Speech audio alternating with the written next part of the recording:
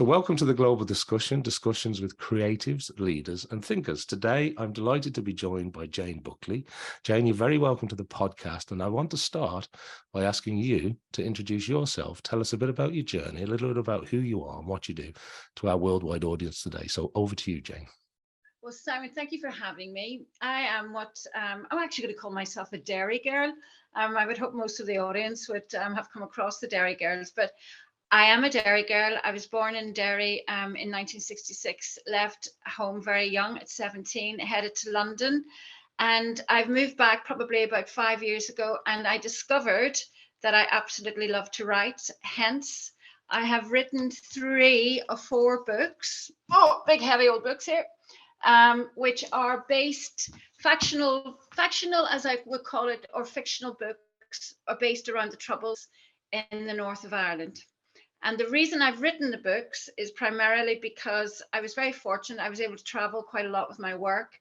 And a lot of people really weren't clear as to why the Troubles started, why they lasted so long, and still what's really going on here in the north of Ireland. So I decided to put pen to paper.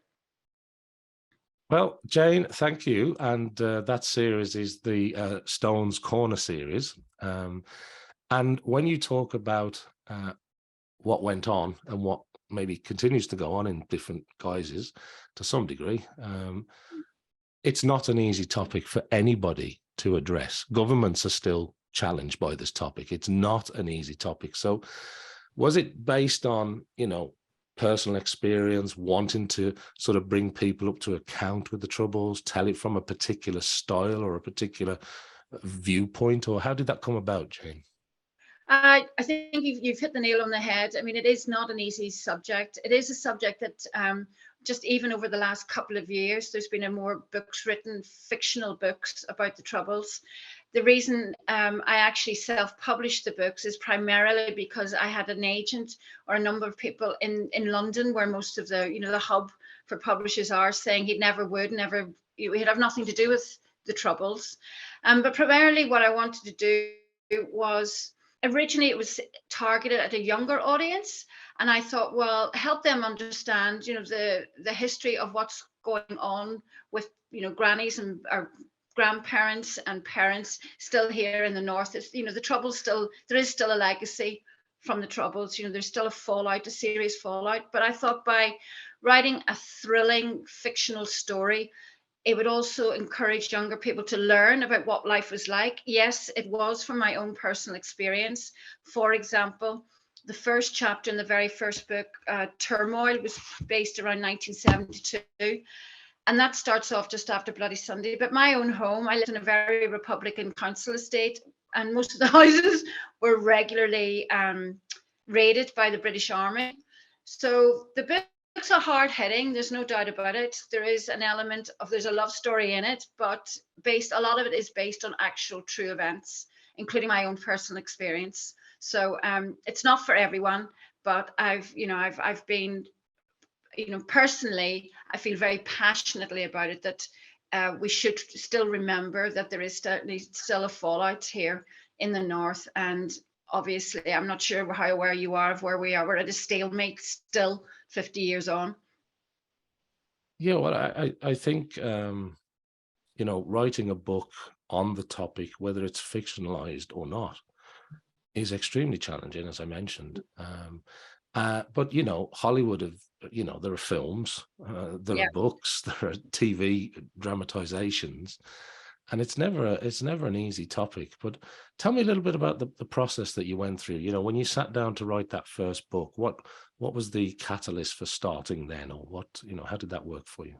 Yeah, the catalyst very much was about educating or informing people about what life was like during the Troubles. And as I say, I first decided just off the cuff, and we can talk about this, but I was always and still am a very avid reader. And I just had this idea started to develop in my head. And I just decided I was going to write a book. I mean, when I told my husband I was going to write a book, he laughed because I'd never shown any sort of inclination to write. But once I started to write, I literally sat down with a blank page, and it just seemed to happen. And the more and more you did research, and I've used a lot of different forms of research, and obviously the internet, obviously other books, obviously through talking to, I mean, I did a lot of interviews. For example, the thing that was most important to me was I tell the story from from every perspective. So it's not just, it's quite, it's from a Catholic's perspective, a Protestant's perspective, and a young British soldier. I interviewed a British soldier to get his perspective of serving here. So I wanted to tell the story from all sides. So a lot of research was spent. And then the more I talked to people, the ideas just kept flooding in. And I thought, I'm never going to do this in one book. It's going to have to be 2, then 3, and now it's 4. So, it starts off turmoil in the 1970s. It then goes into darkness, the really bad days of the late 70s, and then light is coming into the early 80s when, things started to change through, democracy and the vote after the hunger strikes. Things did change. So, and then finally, the final book, which will be out at the end of the year, will be Hope. And that's leading up to the Good Friday Agreement. So, but in terms of the process, it's really just, everyone does it differently. And I've read and listened to so many ways of writing a book. I think you just get the story out and then work on the structure, but just tell the story first, get it out of your system. So I guess that's how I work. And it sounds like you had this sort of concept, this idea for the book, and you were kind of holding on to it a little bit, maybe hadn't started it. And was it a pandemic penning, exercise? Did you find lockdown helped you in any way to be able to focus? Yeah, I mean, I think a lot of people discovered new talents when we were all locked down. We all thought, and I had started the book in January 2017, and then I put it away because I'd finished it, but I hadn't done anything with it. And then obviously with, I think I started it in just when the COVID started in 2019, at the March.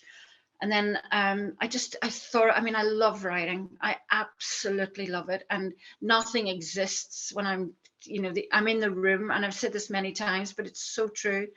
I'm in the room with these characters, and these people are they're so real to me. One or two I couldn't stand, I just don't like. I must have done something wrong in a previous life because I don't know where it's come from. But, and I'm starting actually next Monday, I'm starting to do, and I've already got the ideas of all these voices inside my head sort of asking me what's going to happen to them. So, I have to get that out of my system. So very, very exciting. I mean, I just feel blessed. Yeah, no, it's wonderful. Thanks for sharing that. In terms of books in general then, so you kind of reached this point where you were saying, I said to my husband, I'm going to write a book, and he kind of laughed at me, right? You said that. And up to that point, were you reading books even? Were you were an avid reader? What kind of things did you read? What your influences? Are you an audio book person, a physical book person? How did that work for you? I have always been a physical book person, and I've read from a very, very early age. I mean, I would have read all the classics, like the Jane Austens, and just everything I could get my hands on, including, I love the old horrors. I love Stephen King, and I love Dracula, and I loved I loved Margaret Atwood too. She's great. And I love The Gone with the Wind. I mean, I think it's like 746 pages long or something, but anything I could get my hands on, I read it. And I think that evolved as, when I went to London, I was doing a commute to London, an hour and a half each way. And, if you forgot your book, it was before iPhones and all that sort of stuff. It was devastating if I left my book behind or finished a book. But, I'm looking here, and I've just got such a different everything and anything that a good old thriller, but I've always been enticed by thrillers, trying to work out who did it and whatever. But I have noticed that as part of the research, I've started to do audiobooks. So I'm starting to listen to a lot of podcasts, in terms of there's a great podcast called The Troubles, Understanding the Troubles. So I've been listening to that whilst I'm walking the dog the dog that everybody bought through COVID and then thought to themselves, what on earth have I done, because there's such a commitment. So, I just feel reading was my salvation, especially growing up. I could switch off to everything that was going on around me. Not that it was awful or anything, but it just meant I could just disappear into a whole different world. I understand that, yeah. And I suppose the last thing on this, because I want to jump into a different topic in a moment, Jane, but your view as somebody who early on decided I'm going to need to self-publish this because of the nature of the topic.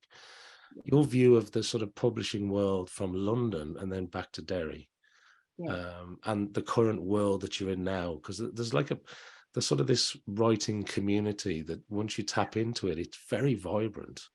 Oh yeah, I mean, there's so many books published every day, especially, I mean, self-publishing over the last 5 years has changed unbelievably.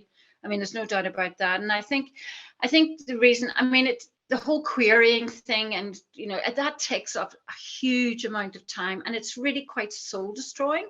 So what I've made, there's two reasons. One, because obviously the topic, but I think the topic is warming up a bit, as you've said earlier, Simon, with movies, and we've just had Louise Kennedy, who's published, Trespass, that won the Elm Post, and we've got Michelle Gallen, who's done Factory Girls, and that's all based on the background of the Troubles. Mine are much more hardcore in a sense that they really are very much in deep with the Troubles. You do have people from all sides, so it's not as light, for want of a better word, but it's, I don't know, it's the self-publishing thing is also, I'm not getting any younger, quite frankly. And I just wanted to get the 4 books out, and I wanted to prove myself to myself and to people who, I've had amazing reviews. I don't know if you've had a chance to look at them on Goodreads, and reviews for any self-publishing author is it's a bloodline. It's the bread and butter, and I mean, I haven't paid anyone to do these reviews. Some of these people, I don't know these people, but I wanted to get all that done, get the 4th book out, and then put together sort of a product that I can actually then approach publishers, and they can see that, I'm committed, I'm determined. And I guarantee you, if I have anything to do with it, I would love to see this in film. That's my dream. It's not as though you've wrote a book. I mean, this is a whole series. I mean, these are big books, and it's written from different perspectives. And it's quite complex in that nature. And I think, when people who maybe aren't familiar with it go and take a look at it, they will see for themselves. And but your plan then is to publish the 4th book, and then you have the series, and then you'll sort of package that, for want of a better word, and be talking to the publishing houses and the media gurus. Yeah. Okay. All righty. Well, look, just thanks very much for sharing that, Jane. It's fascinating. And in terms of the other things I want to ask you is, I want to ask you about people that you admire. So whether it was growing up as what did you say, a Derry girl, or whether it was, something that happened to you a few days ago, there must be people that you admire, or people that have inspired you along the way. And when I ask you that question, what springs to mind for you? I think from my writing perspective, I think one of the people that I would have read a lot about, a lot of, would have been Catherine Cookson. And I again, she's not for everybody, but I just love her stories. I think she was a great storyteller, and she actually started writing in her early 50s, like myself. And her and her husband worked together as a team. And my husband and I I think every writer needs to have almost a soulmate, someone that they can push, give things to and say, right, what do you think of this? A bit of a, I'm not sure what the word is, my head's gone blank, but she is probably one of my inspirations as well. Funny enough, when you say about 3 minutes ago, who I've met, I've been actually commissioned to write a biography for a guy in the States he was nominated twice for the Nobel Peace Prize, a guy called Dennis Mullicky. And basically in 1975, and again, I've covered this in the books, and this is where this opportunity came from. His daughter read the books, but he was a bomb disposal expert and, and US cop of 1995. And him and his family decided to bring some kids over from the North during the Troubles to America for 6 weeks and give them the opportunity of getting a taste of what life could be like. So that started off in Belfast. So you've got, young kids living in almost a black and white world, being taken to Greenwood Lake in North New York, where there's green grass and white picket fences and everything. But over the 40 years, they took 23,000 kids over from the north to America, and some fantastic stories of how this influenced their lives. So I met him just before Christmas, and I am so excited at the opportunity of doing that and that'll be done in 2024. So once I finish the 4th book, I'm on to this opportunity. So yeah, I mean, my husband has been a huge influence, and don't tell him I said this, but he's giving me faith. And even though we've been together for over 35 years, and he's my best pal, and he's just he's told me how to behave, how far to go or whatever, but he's given me courage, he's given me confidence, and he's my pal. That's lovely. Thank you for sharing that, Jane. And yeah, I suppose you were talking there about having that sounding board, having that Yes, friend, having that supporter. absolutely. And Absolutely. I love the biography. I mean, when that was just purely because the daughter had read the book, was it?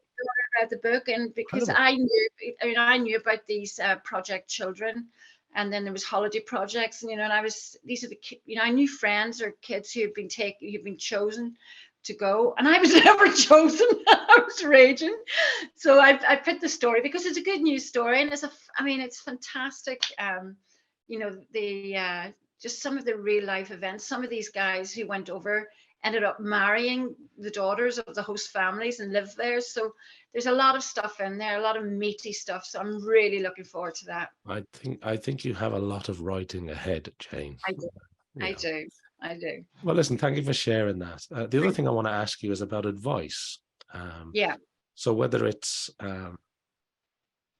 people in the writing world or people from your childhood, when you look back and you think about the advice that you've received, is there any particular advice that stands out to you, or do you find yourself sharing particular advice with people from the position of where you're at now?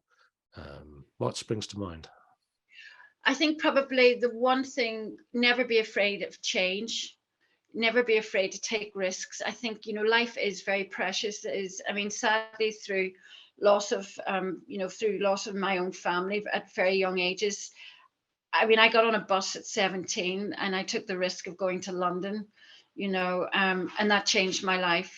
Don't hesitate if you've got an idea or anything that never be afraid to take risks. Just give it a go. I mean, what could be worse? At least you can say you tried. No, just never be afraid to do something. If you've got something in your heart, you can do it. I never dreamt that I could do this, but when I started it, I'm just a completer finisher. If I start something, I have to finish it. And thank goodness, and again, importantly, you've got to enjoy what you do to be successful. That's it. If you don't enjoy it, walk away.